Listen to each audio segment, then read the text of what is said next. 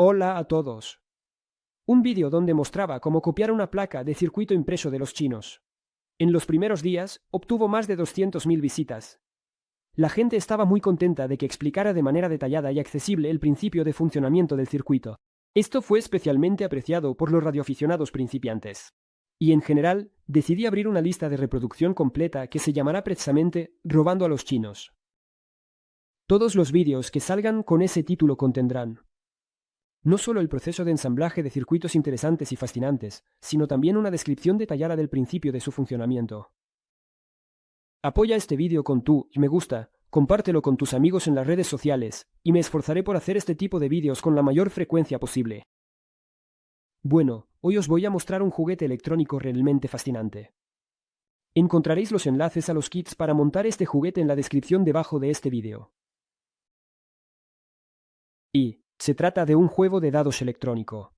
Presionamos el botón, esperamos un momento y aparece uno de 6 números. Sí, a simple vista no parece nada especial. ¿Y por qué complicarse si se pueden usar dados normales? Pero no te apresures a sacar conclusiones.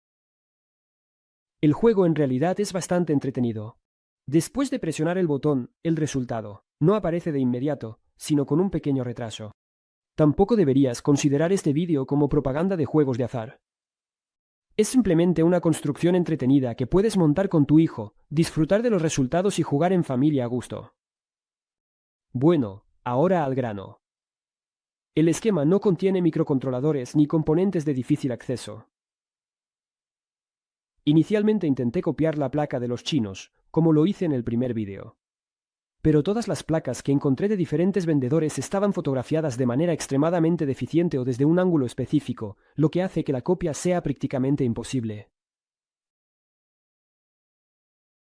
Después de gastar mucho tiempo en intentos infructuosos de copia, finalmente encontré el esquema de este juguete y desarrollé mi propia placa desde cero.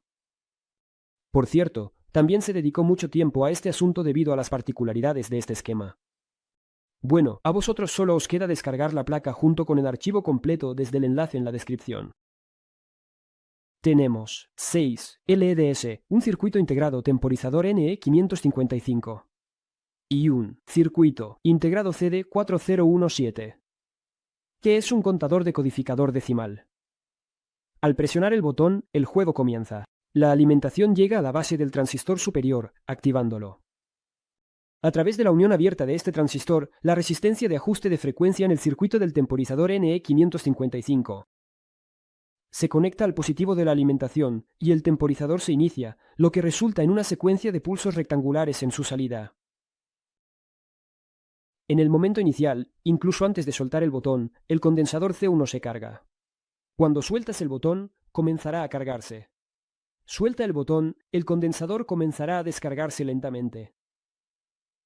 Durante algún tiempo, la tensión en este condensador es suficiente para abrir el transistor, y el funcionamiento del circuito continúa. A medida que el condensador se descarga, el transistor se cerrará suavemente, por lo tanto, la resistencia de su canal abierto aumentará. Y dado que está conectado en serie con la resistencia de frecuencia del circuito integrado NE555, también cambiará la frecuencia de los impulsos de salida del temporizador. Y tan pronto como la tensión en el condensador sea menor, el transistor se cerrará y el temporizador dejará de generar una secuencia de impulsos en su salida. Hemos terminado con la parte izquierda del circuito. Pasemos a la derecha. Aquí tenemos el circuito integrado contador CD4017. Tiene un par de entradas y 10 salidas. Si se aplica una señal positiva o un 1 en la entrada, entonces en la primera salida aparece inmediatamente un 1. Además, el 1 en la salida se mantiene, incluso si se retira la señal positiva de la entrada. Si se vuelve a aplicar una señal positiva en la entrada del contador, el 1 en la salida, por así decirlo, se cambia del primero al segundo, al tercero y así sucesivamente hasta la última salida. En nuestro caso, solo se utilizan 5 salidas. Tan pronto como el 1 aparece en la sexta salida, la señal de esta se envía a la salida. 15 circuitos integrados CD4017, que restablece el contador a su estado inicial, y todo comienza de nuevo en un ciclo. El circuito integrado del temporizador NE555, generando una secuencia de impulsos rectangulares periódicamente aplica un nivel alto o bajo de señal a la entrada de nuestro contador. Este último simplemente contará la cantidad de estos impulsos y cambiará sus salidas exactamente tantas veces como impulsos lleguen a la entrada. Las salidas del circuito integrado CD4017 en sí mismas controlan transistores de baja potencia, es decir, cuando aparece un 1 en la salida correspondiente, el transistor se abrirá. En el circuito del colector de cada transistor se conecta una fila de diodos LED. Por lo tanto, si el transistor está abierto, proporciona energía a los diodos LED y estos se encenderán. En el momento inicial, la frecuencia de los impulsos de salida del circuito integrado es alta, por lo que el cambio de los diodos LED. Nuestros ojos no pueden fijarlo y lo perciben como un brillo constante. A medida que el condensador se descarga, los destellos ya se hacen visibles. Pero esto, chicos, es solo el principio de funcionamiento del circuito. No es tan simple. En realidad, la construcción no es tan sencilla y tiene una lógica de funcionamiento específica. Los diodos LED están instalados en este orden específico. No es casualidad. También hay un sistema ingenioso de resistencias que activan ciertos transistores. Pero ya que hemos empezado, vamos a terminar. Estudiemos el código máquina de este juguete y el algoritmo de conmutación de los diodos LED. Es importante señalar que, en teoría, es un generador honesto, de números aleatorios del 1 al 6. El número será aleatorio, ya que se forma a medida que se descarga el condensador electrolítico, y en el circuito del transistor hay resistencias con una resistencia muy alta. Teniendo en cuenta la fuga del condensador y la alta resistencia de las resistencias, la inestabilidad de la fuente de alimentación y otros factores, el tiempo de descarga del condensador mencionado siempre será diferente. Por lo tanto, el número obtenido también será diferente. Entonces, sobre el algoritmo de funcionamiento. Presta atención al transistor más superior. Es de conducción directa y se abre si se aplica una señal negativa a su base.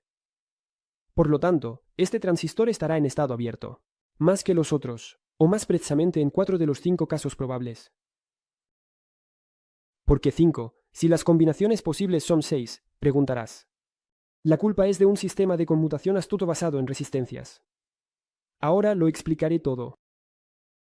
En primer lugar, es necesario señalar que los conceptos de salida y terminal para el circuito integrado CD4017 son diferentes.